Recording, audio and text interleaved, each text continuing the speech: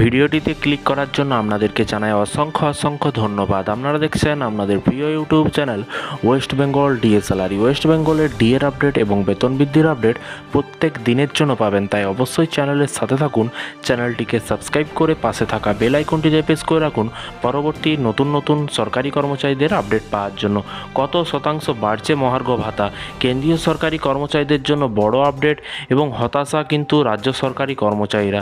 ভিডিওটি সম্পূর্ণ দেখবেন, সাথে কেন্দ্রের সাথে রাজ্য সরকারি কর্মচারীদের বিষয় নিয়েও কিন্তু আলোচনা করা আছে।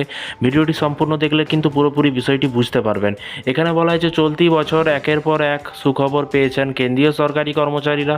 লোকসভা ভোটের কিছুদিন আগেই কিন্তু সরকারি কর্মচারীদের মহার্ঘ ভাতা অর্থাৎ ডিএ বৃদ্ধি করেছে কিন্তু কেন্দ্র সরকার। ফের এক দফায় কিন্তু 4% হারে কিন্তু ডিএ বৃদ্ধি করা হয়েছে।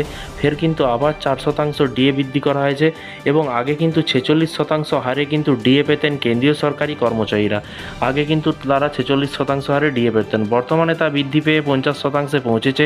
ওইদিকে মহার্ঘ ভাতার পাশাপাশি সাম্প্রতিক একাধিক আরও অন্যান্য ভাতাও কিন্তু বৃদ্ধি করেছে কেন্দ্রীয় সরকারি কর্মচারীদের। 6 ধরনের ভাতা বৃদ্ধি করার ঘোষণা করা হয়েছে। তবে এবার যা আপডেট পাওয়া যাচ্ছে তা হলো কেন্দ্রীয় সরকারি কর্মচারীদের জন্য খারাপ খবর বলা যেতে পারে। কি খারাপ খবর চলুন এক নজরে দেখে নেওয়া যাক।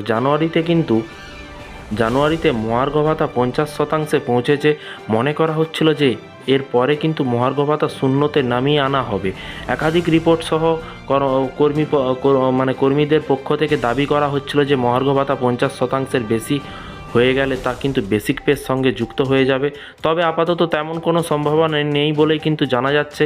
আপাতত সেরকম কোনো সম্ভাবনা নেই। সরকার কার্যত কিন্তু এটা স্পষ্ট করে দিয়েছে যে এই ধরনের কোনো সুপারিশ আপাতত বিবেচনা করা হচ্ছে না, অর্থাৎ ডিএ শূন্যে নামানো যাবে না বলেই কিন্তু মনে করছে বিশেষজ্ঞরা। নিয়ম করে বছরে দুবার সরকারি কর্মচারীদের ডিএ বৃদ্ধি করে কেন্দ্রীয় সরকারি কর্মচারীদের মহার্ঘ ভাতা পরবর্তী সংশোধন জুলাই মাসে কিন্তু অনুষ্ঠিত হবে।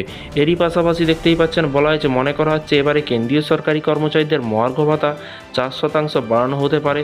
তাহলে সেক্ষেত্রে কিন্তু ডিএ গিয়ে কিন্তু দাঁড়াবে 58%। যদি এই সম্পর্কে কেন্দ্রের তরফে এখনও কিছু জানানো হয়নি, এখনও পর্যন্ত কেন্দ্রীয় সরকারি কর্মচারীদের এখনও পর্যন্ত সেরকম কিছু জানানো হয়নি যে 54% হবে কি হবে না। পরবর্তী আপডেটে আপনারা অবশ্যই পাবেন। এবং রাজ্য সরকারি কর্মচারীদের ভোট গণনা শেষ হলেই কিন্তু পরপর লাগাতার আন্দোলন ধর্মঘট আছে, কর্মসূচি আছে। কারণ মনে রাখতে হবে যে রাজ্য সরকারি কর্মচারীদের ডিএ কিন্তু একমাত্র উপায়।